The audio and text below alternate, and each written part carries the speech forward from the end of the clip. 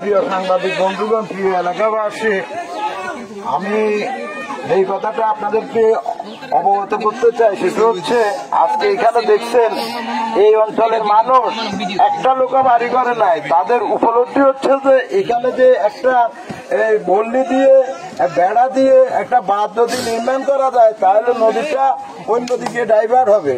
আপনাদের অবগতির জন্য বলছি যে দক্ষিণে একটা বাড়ি দেখা যাচ্ছে, এটা আলিমার দোকানে আলিমের বাড়ি। এখান থেকে পূর্ব দিকে 100টা বাড়ি ছিল। আপনাদের জ্ঞাতার্থে বলছি, আমার সাথে নির্বাচিত মেম্বার আবুল কাসিমের বাড়ি এই নদীর মাঝখানে। যখন উনি ভোট করেন বাড়িটা এখানে, 2 বছরের মাঝখানে এই নদী গর্ভে বিলীন হয়ে গেছে। এর অর্থ হচ্ছে নদীটা এখান থেকে 1 কিলো দক্ষিণে ছিল। এখন যদি এই বাঁধটা দেওয়া যায়, পানিতে ঢেউটা বন্ধ করা যায়, তাহলে নদীটা ওইদিকে ড্রাইভার হবে।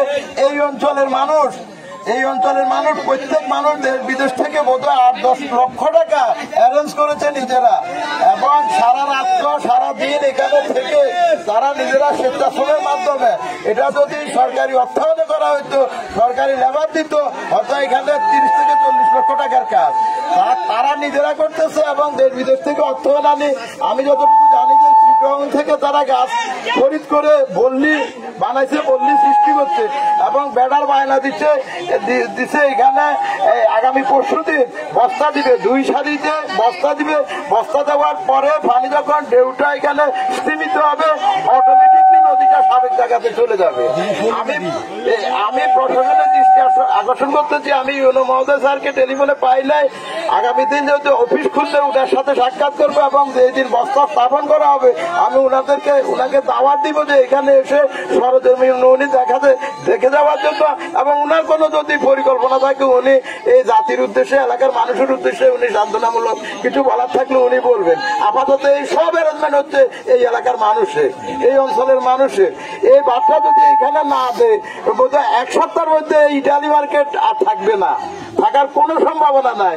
এই অঞ্চলে অর্থনৈতিকভাবে এই মুহূর্তে মানুষ খুবই সমৃদ্ধ। দেশ বিদেশে ইউরোপে অনেক লোকজন আছে, তারা প্রত্যেকেই ডেলি ফোন করে কি করা যায়। আপাতত তারা স্থানীয়ভাবে যে কাজটা করতেছে এটা টেম্পোরারি। আমি সরকারের কাছে আহ্বান জানাবো, পার্মানেন্ট কোন টেকনিশিয়ান এনে কোন পরিকল্পনা করে এটা ঠেকানো যাওয়া যায় কিনা সেই প্রত্যাশাটুকু রেখি। আসসালামু আলাইকুম ওয়া রাহমাতুল্লাহি ওয়া বারাকাতুহু।